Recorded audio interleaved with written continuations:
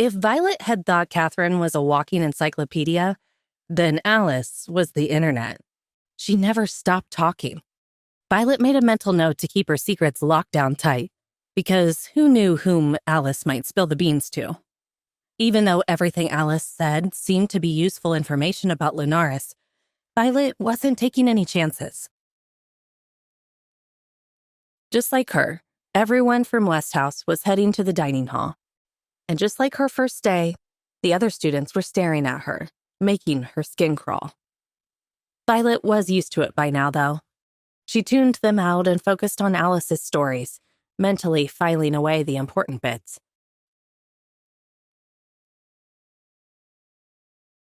About Hazel Sterling.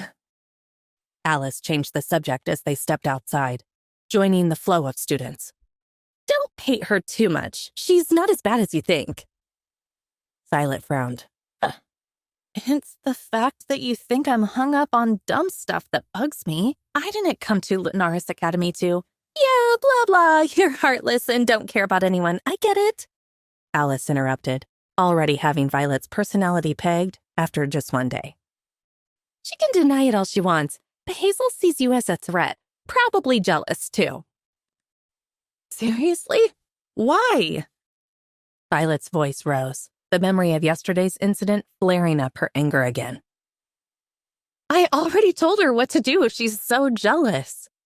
Chill, Violet. Let me fill you in. Alice started. In case you haven't noticed, Linares Academy only accepts the rich, the brilliant, and the well-connected. The Sterlings may be new money, but when Hazel first applied, she got rejected. Can you imagine how embarrassing that was? Even as an elite, she didn't make the cut. Now the rumor is her parents basically bought her a scholarship just to get her in. Then you show up the first day and land in the top 20-something no one else has ever done. Hazel thinks she would have done even better than you, especially if she had that run-in with Griffin. Wow, I knew she liked getting choked by Griffin. Tell her she won't miss the next opportunity if she hangs around me. Violet replied sarcastically. Secretly, though, Violet knew that with her current plans, getting choked by Griffin might be the least of her worries. Trouble always seemed to find her.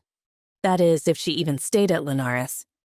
She planned to talk to Principal Jameson about canceling her scholarship if she could find a free moment between classes. The schedule was crazy.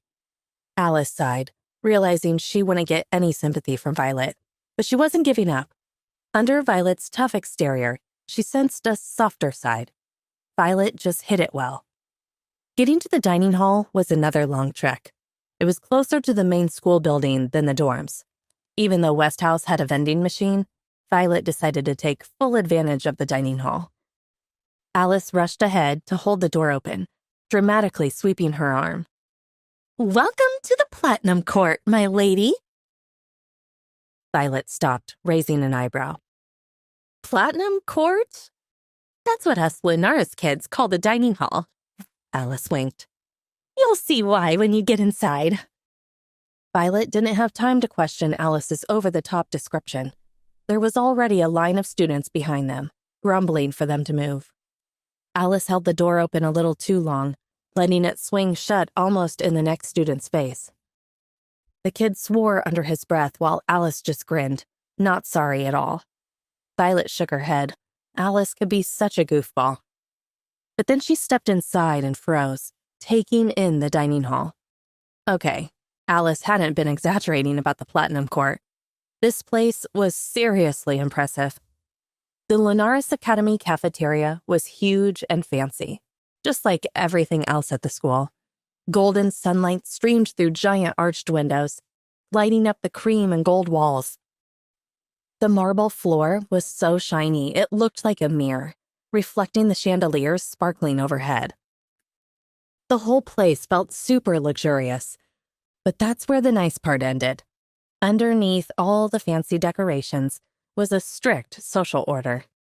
Downstairs, rows of polished mahogany tables were for the regular students, humans, and lower-ranked werewolves who hadn't made a name for themselves yet. Compared to Violet's old school, this was pretty swanky, but their silverware and plates were plain and simple, nothing special. This section was also super noisy and crowded, with everyone crammed together and teachers and older kids watching them like hawks. Even here, there was a divide.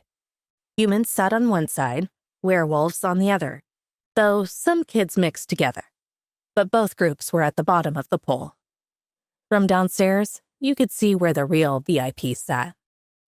A fancy staircase with gold-trimmed railings curved up a raised platform, the elite section, just for the top students.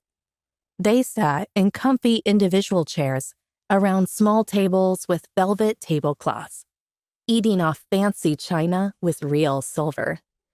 They acted like they were too cool for school, looking down at the regular kids, sometimes with smug grins or sneers. The noise downstairs didn't bother them at all. They were way too important for that.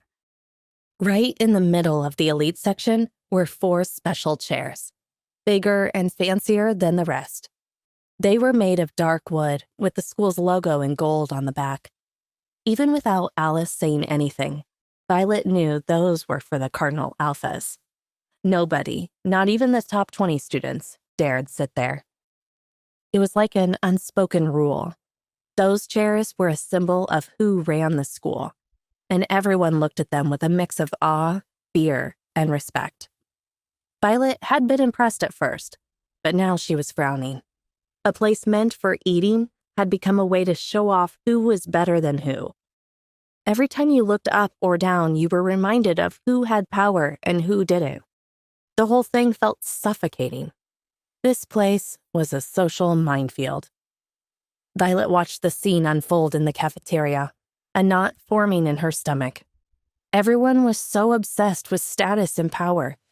While some kids might think she was lucky to have scored so high in the rankings, seeing this whole setup made her realize it was more like a curse. Being at the top didn't feel like a win. It felt like a trap. Absolute power corrupts, and Violet knew that if she kept playing this game, it was only a matter of time before she became just another cog in the Lunaris Academy machine, just as bad as everyone else.